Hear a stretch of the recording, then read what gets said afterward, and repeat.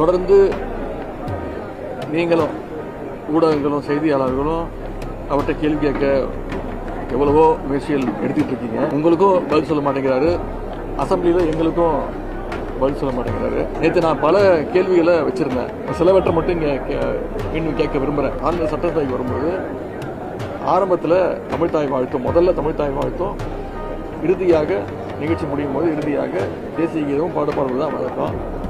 ஆனால் இந்த முறை ஆளுநர் வரும்போது மரபு மீறப்பட்டு 2 முறை ஏன் தேசிய கீதம் பாடப்பட்டது அப்படின்னு கேள்வி கேட்டேன். தமிழ்தாய் முதல்ல பாடிட்டீங்க, ஆனால் தேசிய கீதம் 2 முறை பாடப்பட்டது அப்போ தமிழ்தாயை 2 முறையோ 3 முறையோ நீங்கள் பாட ஒழிக்க வைக்க வேண்டியது அப்படின்னு நான் கேள்வி கேட்டேன். அதுக்கு பதில் சொல்லணும். இதுக்கு என்ன விதமான காம்ப்ரமைஸ் அடைஞ்சிருக்கீங்க நீங்களும் ஆளுநரும் அப்படின்னு கேள்வி கேட்டேன். அதற்கு எந்த விதமான ஒரு பதிலும் கிடையாது. அது என்ன சொல்லியிருக்காருன்னா, கலைஞருடைய படத்திறப்புக்கு பிரசிடென்ட் வந்தார், அப்போ நீங்கள் போட்டீங்க அப்படின்றாரு. முதலமைச்சருக்கு இந்த புரோட்டோகால் கூட தெரியாமல் இருக்குது, ரொம்ப வருத்தத்திற்குரிய ஒரு விஷயம்.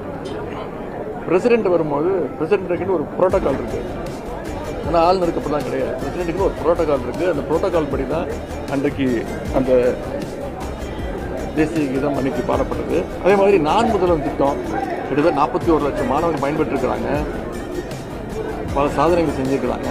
அந்த திட்டத்தை ஏன் முடக்கியிருக்கீங்க அப்படின்னு நான் கேட்ட கேள்விக்கு கண்ணாபனான இஷ்டத்துக்கு ஒரு ஆதாரம் இல்லாமல், முறையான பதில் இல்லாமல் என்னென்னமோ குற்றச்சாட்டுகள்லாம் வைக்கிறாங்க. மின்வெட்டு தொடர்பாக கேட்கப்பட்ட கேள்விகளுக்கெல்லாம் அதையும் தூக்கி திமுக மேலே பழிய போட்டுட்டு ஃபியூஸ் கேரியரை பிடிங்கிட்டு போயிட்டாங்க அப்படின்றாங்க. எந்த விதமான கேள்விக்கும் ஒரு தெளிவான பதில் இல்லை.